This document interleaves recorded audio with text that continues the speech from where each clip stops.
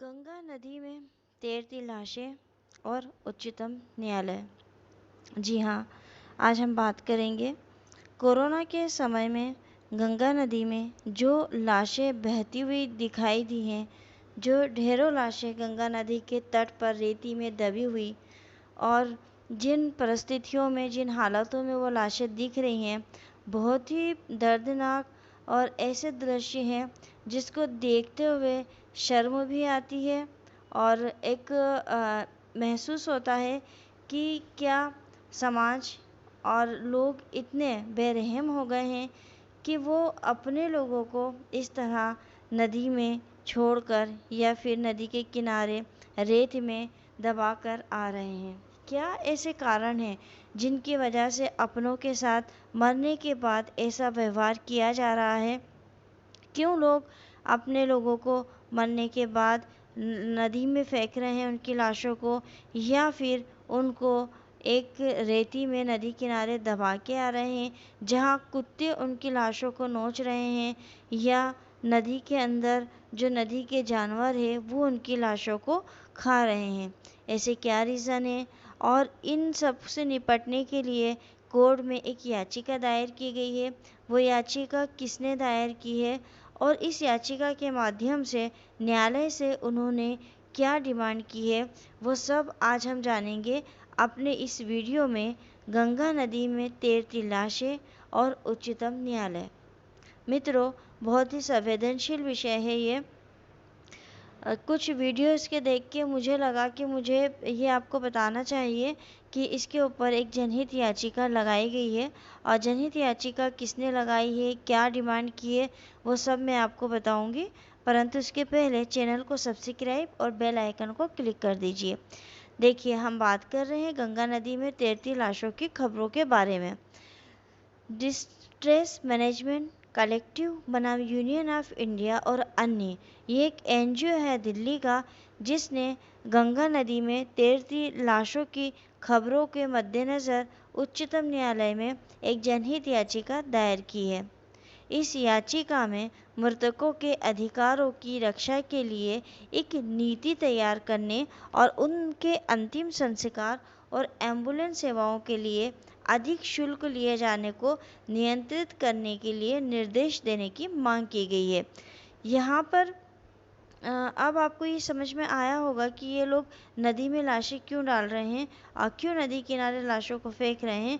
एक तो अंतिम संस्कार जो है वो उसमें भीड़ बहुत है, और दूसरा वहाँ पर उन्होंने कीमतें जो हैं वो बढ़ा दी हैं, यानी लकड़ी की कीमत, कफन की कीमत। और अगर आप कोविड का पेशेंट है और एम्बुलेंस के माध्यम से ही वो शमशान तक जाएगा, तो एम्बुलेंस की सेवाएं जो हैं उनके भी शुल्क इतने बढ़ा दिए गए हैं कि लोग उन शुल्क को नहीं दे पा रहे हैं, और यही वजह है कि वो अपने लोगों को इस तरह से नदी में या नदी किनारे शवों को दफना रहे हैं। ये याचिका एडवोकेट जॉन अब्राहम ने दायर की है, और एडवोकेट रॉबिन, राजू, ब्लेसन, मैथ्यूज और दीपा जोसेफ ने इसको तैयार किया है। इस एनजीओ ने अपनी याचिका में निम्नलिखित राहत मांगी है। कौन कौन सी राहत मांगी है उन्होंने इस याचिका के माध्यम से? उत्तरदाताओं को एक ऐसी नीति तैयार करने पर विचार करने के लिए निर्देशित करे जो मृतकों के अधिकारों की रक्षा करे। 2. उत्तरदाताओं को निर्देश दे कि वे सभी राज्यों, केंद्र शासित प्रदेशों को दिशा निर्देश तैयार करने की सलाह दें कि कोविड-19 मृतकों के दाह संस्कार या उनको दफन करने के शुल्क को नियंत्रित किया जा सके। 3. उत्तरदाताओं को यह निर्देश दें कि वे सभी राज्यों, संघ राज्य क्षेत्रों को ऐसे दिशा निर्देश तैयार करने की सलाह दें कि एम्बुलेंस सेवा प्रदाताओं के शुल्क को नियंत्रित किया जा सके। ये 3 डिमांड उन्होंने की थी अपनी याचिका के माध्यम से। दिल्ली का जो एनजीओ है डिस्ट्रेस मैनेजमेंट कलेक्टिव की इस याचिका के माध्यम से मृतकों के अधिकारों की रक्षा के लिए एक विशिष्ट विधि बनाने और सभी राज्यों और केंद्र शासित प्रदेशों को अंतिम संस्कार और एम्बुलेंस की जो राशि की दरें हैं उसको निर्धारित करने के लिए दिशा निर्देश जारी करने की सख्त आवश्यकता पर जोर दिया गया है और साथ ही साथ दिशा निर्देश का पालन न करने पर दंडात्मक कार्रवाई का प्रावधान करने की भी मांग की गई है।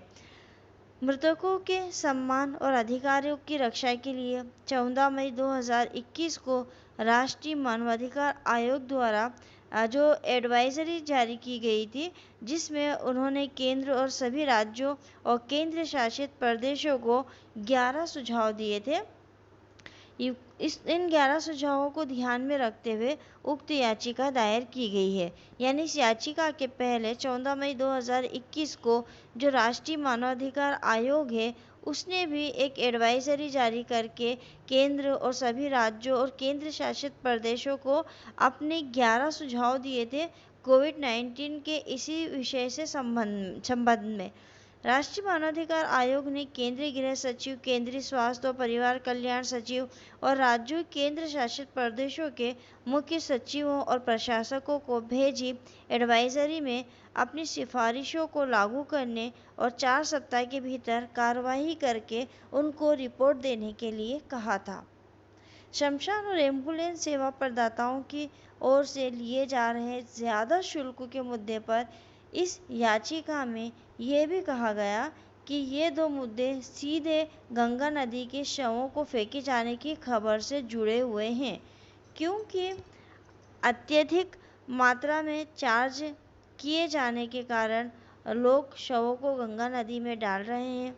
याचिकाकर्ता ने आगे ये भी कहा कि उसने दिल्ली में शमशान और एम्बुलेंस सेवा प्रदाताओं द्वारा अधिक शुल्क लेने के मुद्दे पर दिल्ली उच्च न्यायालय, डिस्ट्रिक्ट मैनेजमेंट कलेक्टिव बनाम दिल्ली सरकार के समक्ष उठाया था। मतलब इस एनजीओ ने पहले भी दिल्ली उच्च न्यायालय में एक वाद लगा के जनहित याचिका दायर करके और इस मुद्दे को उठाया था कि दिल्ली में जो शमशान और एम्बुलेंस सेवा प्रदाता जो शुल्क ज़्यादा ले रहे हैं उसको कम कराया जाए। जहां 6 मई 2021 को दिए गए आदेश में कोर्ट ने याचिकाकर्ताओं को संबंधित नगर निगमों को तरजीही प्रतिनिधित्व की स्वतंत्रता दी थी। याचिकाकर्ता के अनुसार 11 मई को जब सभी 4 नगर निगमों को उच्च न्यायालय के आदेश का हवाला देकर अभ्यवेदन दिया गया तो उन्हें ना तो स्वीकार किया गया और ना ही जवाब दिया गया। यानी उच्च न्यायालय में वो पहले भी इस विषय पर याचिका लगा चुके थे और उच्चतम न्यायालय ने उनको ये कहा था कि आदेश दिए थे कि वो नगर निगमों को प्रतिनिधित्व की स्वतंत्रता दी थी कि वो जाके उन लोगों से बात कर सकते हैं। अब वो जब उस कोर्ट का अभ्यावेदन लेकर उनके पास गए हैं तो नगर निगम वालों ने उसको स्वीकार नहीं किया, ना ही उसका कोई जवाब दिया, जिससे याचिकाकर्ता के विश्वास की पुष्टि होती है कि ओवर चार्जिंग को नियंत्रित करने के लिए कोई ठोस कार्रवाई नहीं की जाएगी। इस तथ्य को ध्यान में रखते हुए कि गंगा नदी में तैरते शवों के मुद्दे ने वैश्विक मीडिया का ध्यान आकर्षित किया है, यानी कि विश्व की पूरी मीडिया का ध्यान आकर्षित हुआ इस बात से कि भारत देश में गंगा नदी में कोविड के समय ऐसी लाशें तैर रही हैं, बह रही हैं। ये आवश्यक है कि माननीय सर्वोच्च न्यायालय केंद्र को इस मुद्दे को गंभीरता से विचार करने और मृतकों की गरिमा सुनिश्चित करने वाला कानून बनाने का निर्देश दे, क्योंकि मरे हुए व्यक्ति की अपनी एक गरिमा होती है। आप किसी मरे हुए व्यक्ति को इस तरह से नहीं फेंक सकते कि उसको जानवर बुरी तरह से नोच कर खा ले।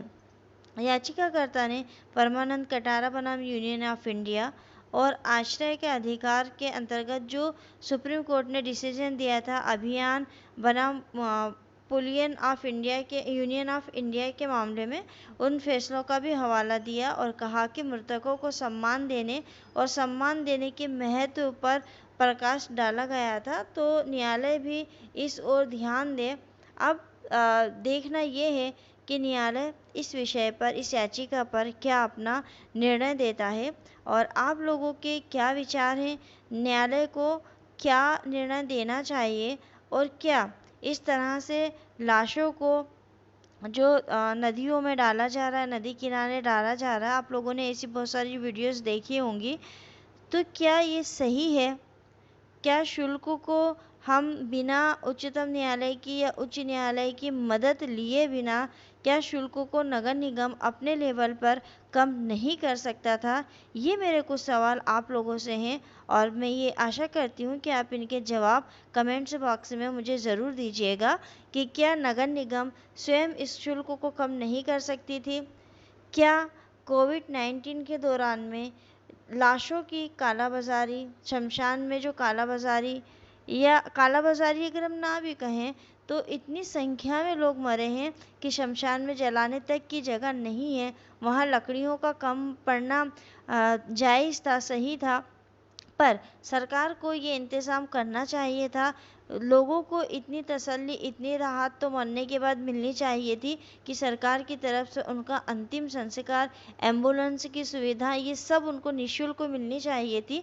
अगर आप मेरी इस बात से सहमत हैं तो कमेंट्स बॉक्स में ज़रूर बताइएगा और इस विषय पर अगर आपके अपने खुद के कुछ विचार हैं तो वो भी आप मेरे साथ ज़रूर शेयर करिएगा।